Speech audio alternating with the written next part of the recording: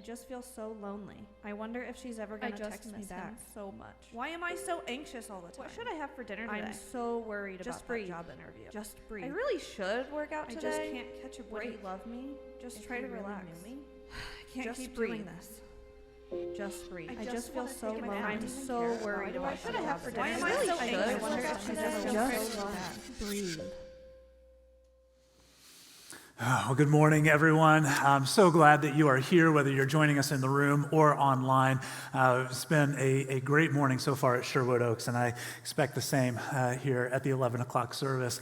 There are so many things that we experience that are similar, but we just never really talk about them. There are things that we all experience, but we just very rarely ever talk about them or bring them up. And comedian Brian Regan jokes about saying "you too" at the wrong times. Have you ever done that? You know that awkwardness? And so you're at a restaurant and your server brings you your meal and says, "Enjoy your meal." And you say, "You too." And then you're like, what do I say now? Like the next time you eat, I hope that you enjoy it as I'm about ready to enjoy this one. Or you're giving someone your ticket as you're boarding the plane and they say, "Have a good flight." And you say, "You too." The next time you fly, I hope that it's a good flight. So we've all been there. We've all done something like that, right? We're probably all guilty of asking someone's name and then forgetting to listen to what they say. And like a half second later, we're like, "Oh, what did they say their name is again? I can't ask again because it was like literally 5 seconds ago." We've probably all been there. Then there are good things like the feeling that you get when you wake up and you're still kind of groggy and tired, and you think, "Oh, I can't believe it's morning already." But before you put your feet on the floor, you check the alarm clock, and it's only 1:30 in the morning. Can I get an amen? That is the best feeling in the world right there. Man, that sleep that comes after that, you don't sleep, baby does not sleep that well. Maybe wanting to wake up at 7 a.m. You got an 8 o'clock class, and so you want to be there on time. And so you want to wake up at 7 o'clock, so you set an alarm for 6:30, 6:45, 6:50, 6:55, 7:03, because you know you're going to hit snooze on all of those. And then eventually around 7:23, you finally get up and get out of bed. It's probably an experience that many of us share.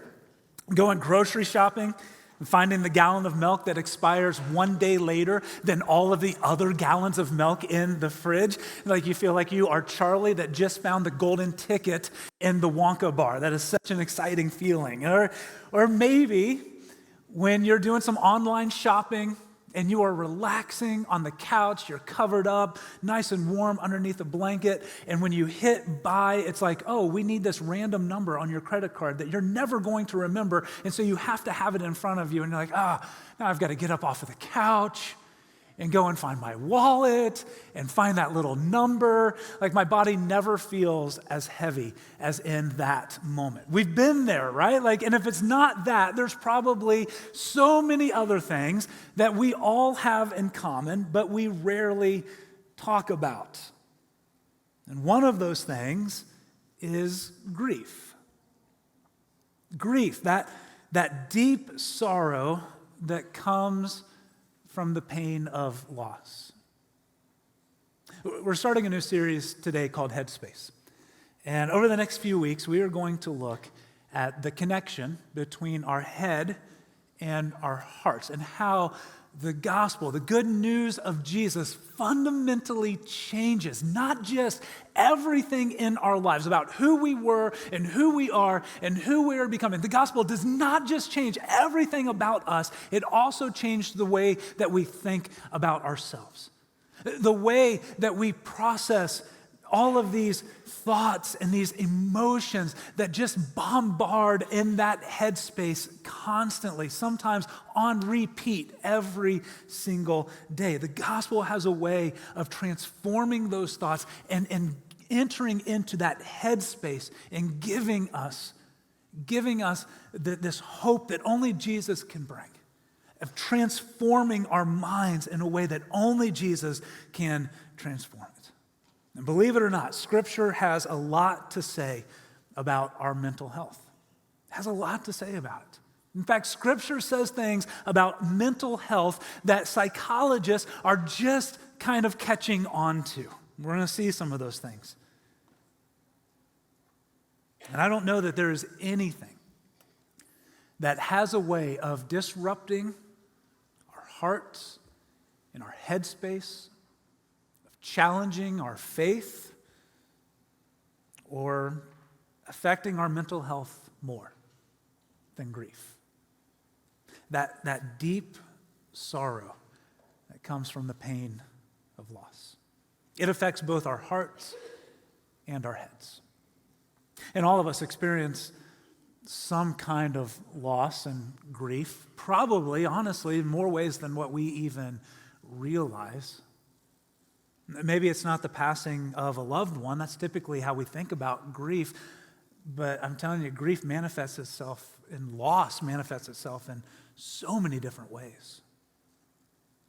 Many people feel a sense of loss and grief and mourning over the way that things used to be.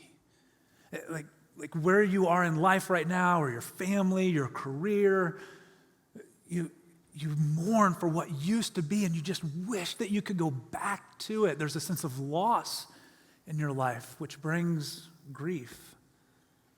A friend moves away. That's a loss that brings grief.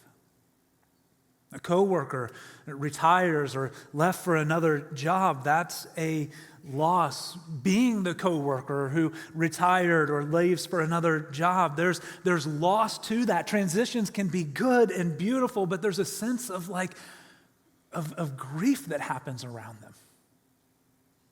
Maybe you grieve the loss of a stage of life that you absolutely loved, but you are no longer in. Like right now, there are parents across the country who are grieving being empty nesters. And so college students, call your parents today. They want to hear from you. They're grieving being empty nesters. To be fair, there are probably some parents that are like, praise Jesus, hallelujah, we got the house to ourselves. But empty nest syndrome is a real thing. There's a sense of grief and loss that comes with that. Maybe you loved the baby stage of childhood development, just holding your child, and now that baby that you used to rock to sleep and look at just lovingly talks back to you and says things that you're like, where did that child go? You grieve the loss of that stage of life. And maybe you grieve a shift in our culture, even a shift and changes happening in our church. There's a sense of loss about that. Maybe there are things that you can't do anymore that you used to be able to do. And you're wondering about your identity and your purpose, and there's grief that comes with that. Today is September 11th, and 20 years later, people are still grieving the loss of someone that they loved who was in the buildings or on one of the planes. Maybe someone sent off to fight global terrorism and never came home. Maybe you're still grieving the way that our world changed on that Tuesday morning. All of us go through times of grief at one point or another for various things or another. There is this truth about loss and about grief and about pain and suffering that maybe you've heard before. It says, when it comes to pain and suffering, you are either going through it, just coming out of it, or about to walk into it. It's not very good news for us this morning, is it? But we probably, if we've experienced any kind of life, we know it's true. It's one of those things that no one can escape from in this life. Pain, suffering, grief, loss. You're either in it right now, you've just come through it, or it's somewhere on the horizon, and you're going to walk through it sometime. The good news for us, though, in the gospel is that we do not have to walk alone in these times. God redeems not only our lives, but those difficult things that we walk through. And I'm not one of those that preaches that everything happens for a reason. In fact, I'll just tell you flatly, I don't believe that. I don't believe that everything happens for a reason. But I do believe that in everything, God can work to our good and to his glory, and the same is true for grief and loss. That God is in the business of making something beautiful out of our pain and redeeming it in a way that not just is for our ultimate good, but for his glory and the good of others who are walking through their own grief and their own loss. It's why James, the half-brother of Jesus, who knew plenty about loss himself and pain and suffering. And so he speaks from a place of experience. He says this in James chapter 1, verse 2 and 3. He says, "Consider it pure joy, my brothers and sisters, whenever you face trials of many kinds." I don't know about you, but the word joy is not typically the first word that comes to my mind when I think about trials and sufferings of many kinds. And he goes on, he says, the reason why is because you know that the testing of your faith produces perseverance. In other words, as we go through these times of grief and loss and suffering and trials, it is doing something in us. God is using that to do something in us, to make us walk down this path closer with him, closer to Jesus, with him right by our side. It's why the Apostle Paul, again, another person who knew a lot about grief and suffering, is able to write in Romans chapter 5, verse 3 through 5. Not only so, but we also glory in our sufferings, because we know that suffering produces perseverance, perseverance, character, and character, hope, and hope does not put us to shame. Because God's love has been poured out into our hearts through the Holy Spirit, who has been given to us. God is doing something in the midst of our suffering and our pain, our trials and our loss. God does not cause these things to happen, but he promises to redeem them. If we allow him to, God uses pain and suffering and grief to train our hearts and our souls how to fix our eyes on Jesus and set our hearts on the hope of heaven. A few years ago, some friends of mine went through a trial that no one wants to go through. And they're here today to share their story with us. Would you please help me welcome up to the stage Ben and Crystal Woods.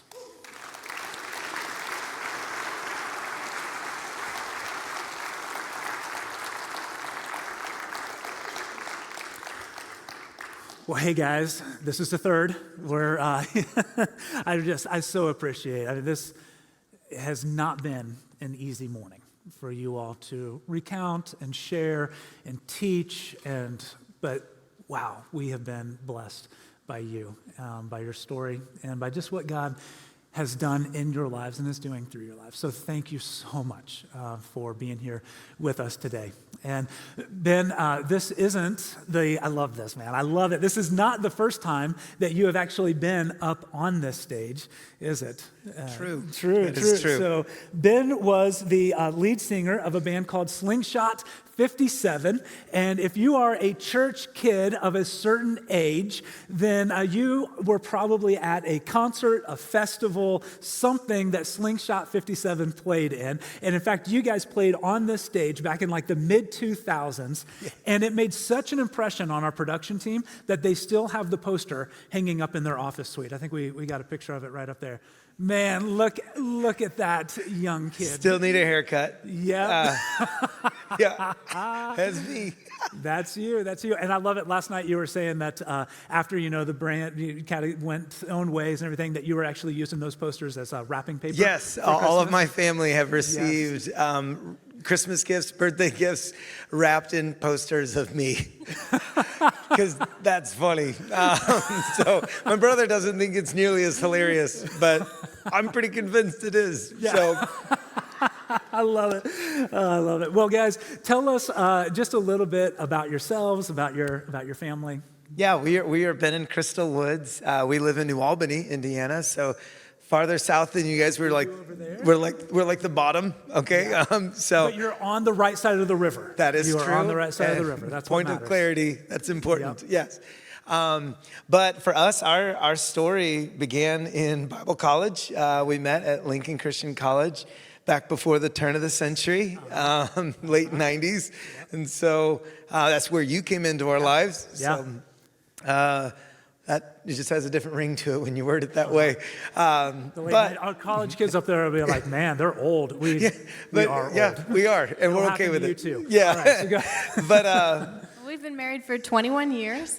Thank you for pulling us I was back going on to say, track, she's like, Crystal. focus. Well, guys, no.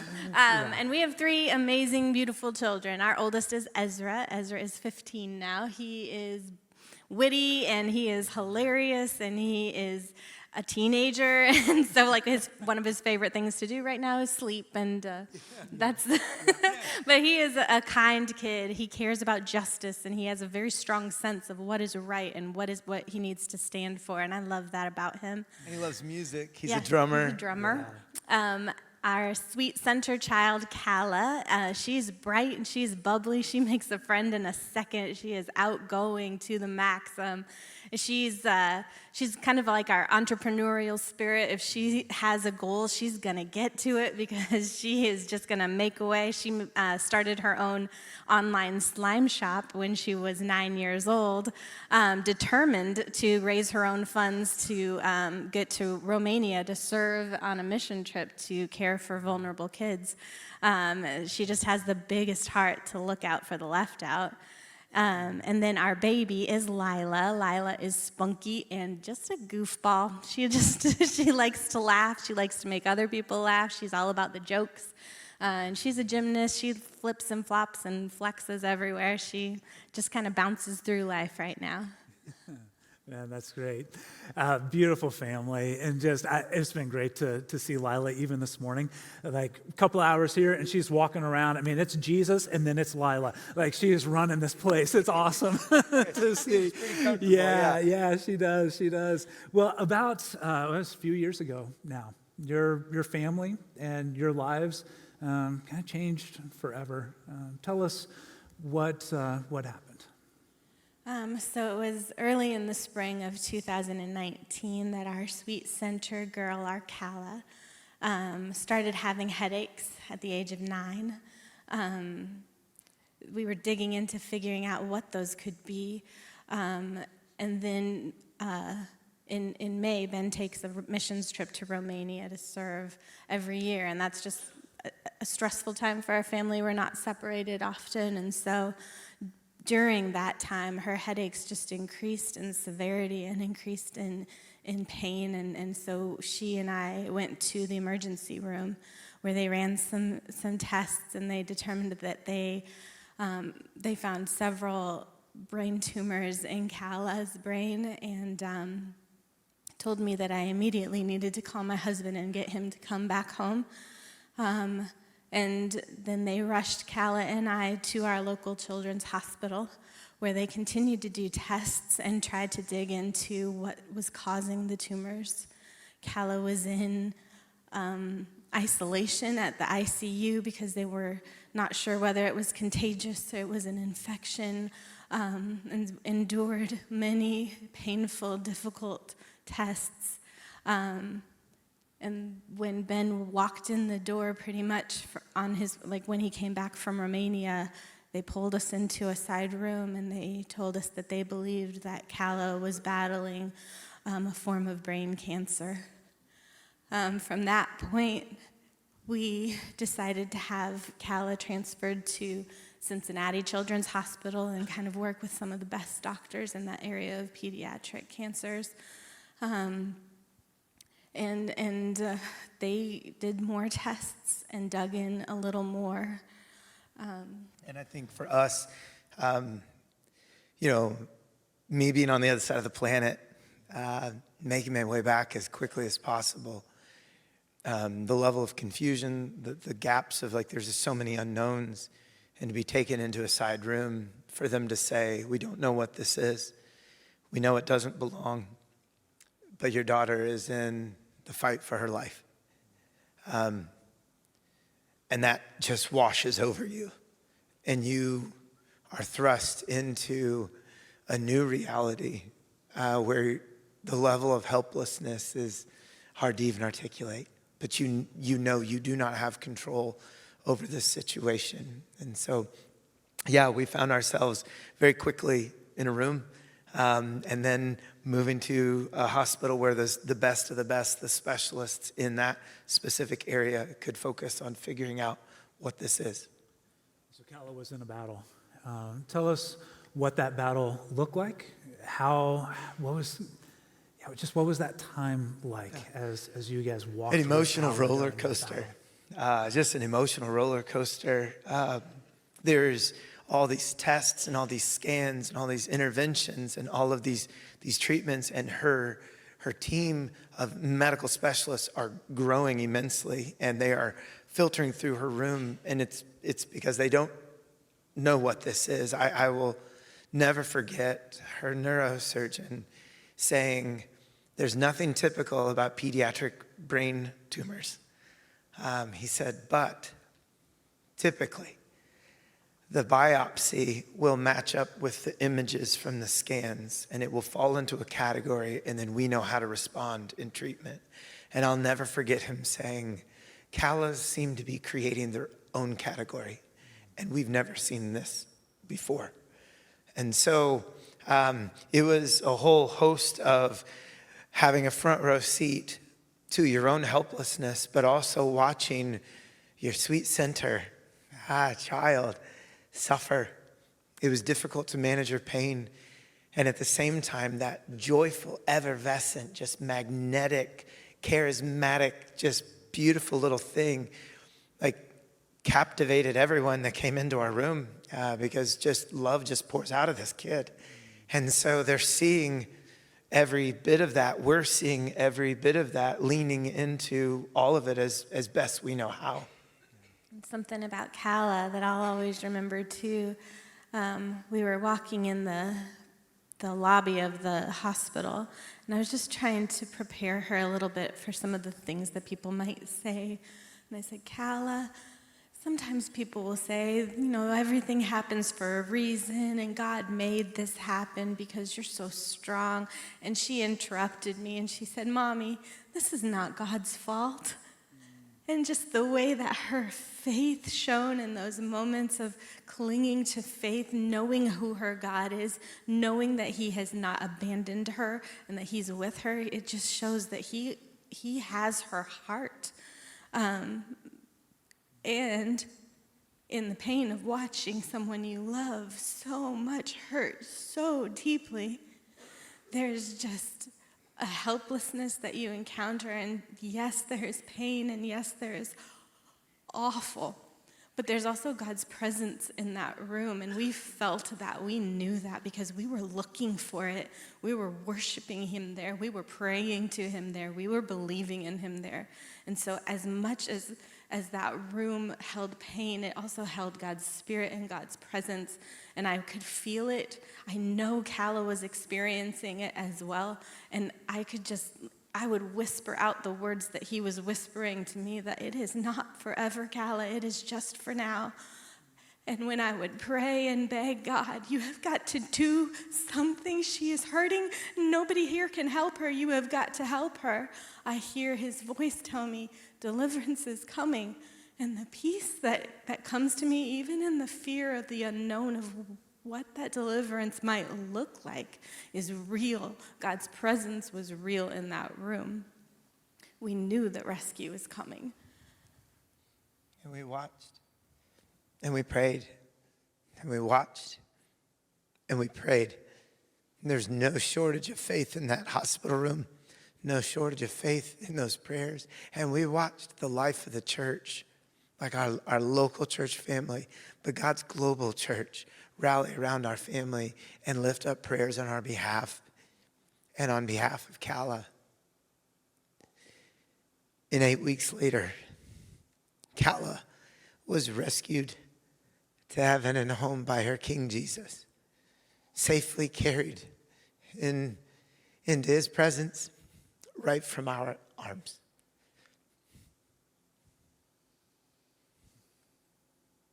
Calla was rescued, delivered, all of those things.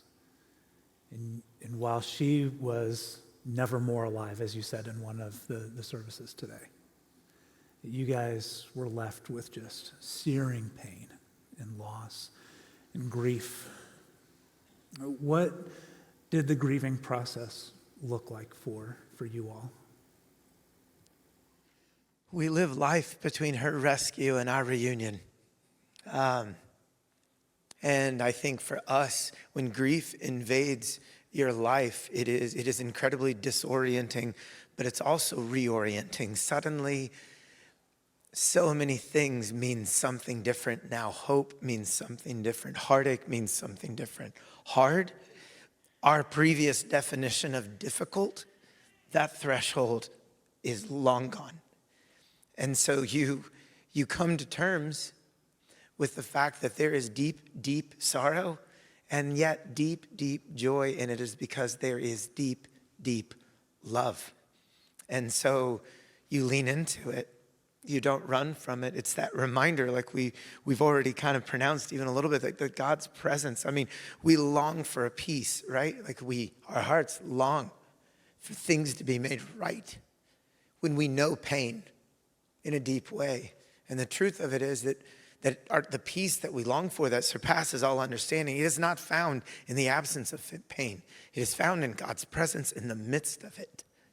And so you enter into that and you hold fast to the truth that you've been taught and you allow those promises to pull you forward.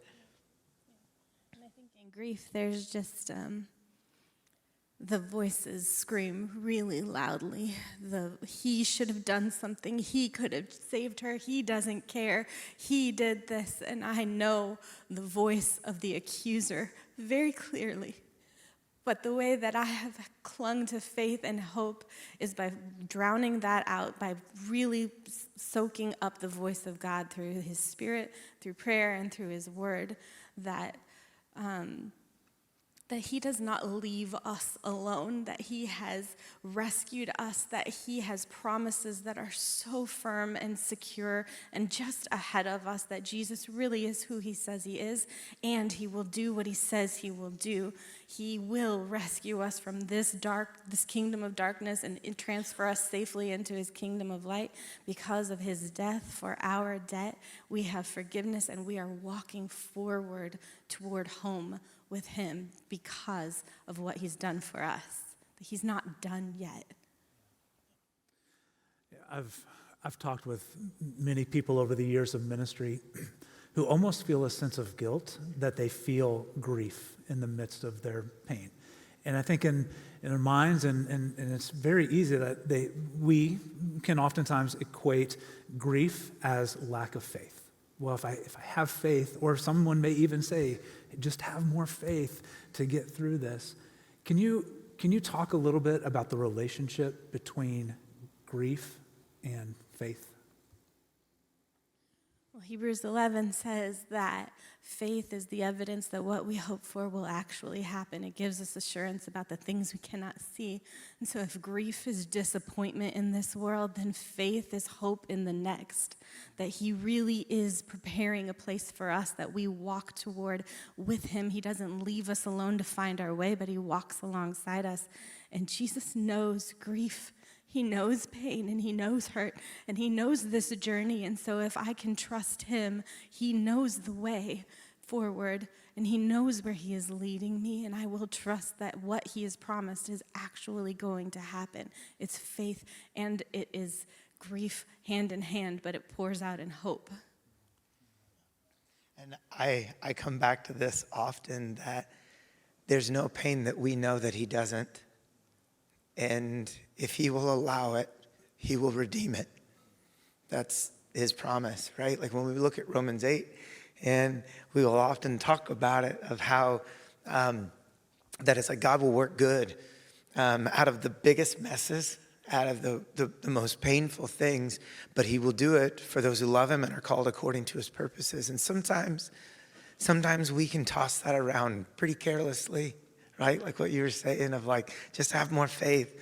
And the reality is those seats aren't cheap. They're quite costly. But if you can see that, as an invitation to partner with him in the redemption of all things instead of impede him, well, then you can keep moving forward in the tension of hope and heartache holding hands, where grief is not spiritual immaturity. Sorrow is not sin, right? And so we have to be mindful of that. I think often of Psalm 23, and whether you grew up in church or not, you've heard the 23rd Psalm. But that truth of, though I walk through the valley of the shadow of death, it doesn't say that I will run through it. It doesn't say I will run around it. It doesn't say I get to skip it. But it also doesn't say I will choose to live there and set up camp. You will walk through. And so I think very much the tension between the faith and grief is recognizing that the worst things, they are not the last things, because there is great joy ahead. Well said. So I imagine right now here in this place, there are some people that are maybe walking through times of grief or know that it's ahead. It's going to be a part of their story sooner rather than later. What would you say to the person that's experiencing grief right now? And what would you say to the person who maybe knows and loves someone who is going through a time of grief about how they can walk with someone through a season like that? For me in my grief, I feel like God has just been framing the truth that we are on a journey, that we do not belong here, that this is not forever home, but that he is leading us toward home. And so that has been poured out just in this metaphor of a journey that we are walking through what we are right now. And yes, it can be awful, but it is just for now and it is not forever. So I think as I've walked through grief and as I recognize that Kala is not behind me and I did not leave her and she did not leave me, she is ahead of me and I'm running toward her, and it makes me know that I will have lifetimes ahead with Kala. There is hope, it is true, it is all true, and that we are walking forward to what Jesus has for us. And so sometimes in grief I feel like you can feel like it's the pain that holds you, that ties you to some person, and that letting go of that is somehow letting go of them, and that is not true. Your hope is what holds you to that person and where you will be together forever. And so when you walk forward, you're walking toward them, toward your people that you love, toward the person that loves you the most, toward Jesus, and toward the place that he has prepared for you, heaven. Yeah. And I think if you are walking in grief, I just want to tell your heart, don't settle and don't quit. Let your pain propel your praise, because God is still good. Let the good things of this world point your heart to worship him, and let the hard things point your heart to worship him. Because here's the deal. Jesus is not just the means to the end. Jesus is both the means and he is the end. This is all about him. And so if you are walking in grief, just as Paul says in Colossians 3 or 1 Thessalonians 4 or all of Philippians, so much of it, we can go down the list, Hebrews, all of it, it has so much to do with fixing your eyes on Jesus and setting your hearts on heaven, because of that truth that the worst things are not the last things, because he will redeem it, because he's allowed it. And somehow, some way, when people walk through hard things, people who praise Jesus in the dark will lead people to the light. And so that's what secures his glory, right? When you look at Romans 8, it says, Paul says that there's no amount of pain that you will walk through in this place that will compare to the glory that awaits you. And so if you are walking in grief, you have permission. You cannot read the Psalms and not know that most of them, over 60% of them, are of lament. It's declaring and crying out to God, saying, things are not as they should be. You have permission in the same way that the ones that speak of celebration, they make the most sense in the context of the ones that say things are not as they should be, because it points to the goodness of God and the character of God, that he is present. And so I would say that to a grieving heart. But for those that are walking with others, I would just tell you, stay present. Choose to be present. You don't have to have all the right words. Someone in grief is not expecting you to have all the right words. And I think sometimes we get worried about, am I going to upset them? Here's the deal. When you are familiar with pain beyond your vocabulary, there is very little that someone can say to you that will make it worse. You are already speaking a foreign language, and you are already familiar with the language of tears. And so take the pressure off of yourself to have all the right answers. And when you ask the question, what can I do for help, and they don't have an answer, it's because the one thing that they're thinking of, you can't do, right? And so just be present. But I would also say this, and then you can say some things, but love people the way you know how. Love people the way you know how. God has gifted you. He's given you gifts. He's given you passions. He's given you opportunities. And the purpose is for them to collide for his kingdom, right? And bring honor to himself. And so the way you choose to be present with someone in grief, the way you stay present, the way you keep pointing their hearts to God, one of those ways will be loving them the way that you know how. And that could look like mowing somebody's yard or making them a meal. It could look like writing them a note and putting it in the mail or shooting a text. I know for us, it's looked like songs that were written or puppies that were given. It's looked like all kinds of things. But everyone has chosen to love us the way that they know how. And so don't put the pressure on yourself to make it perfect. Just be present and love people in that way.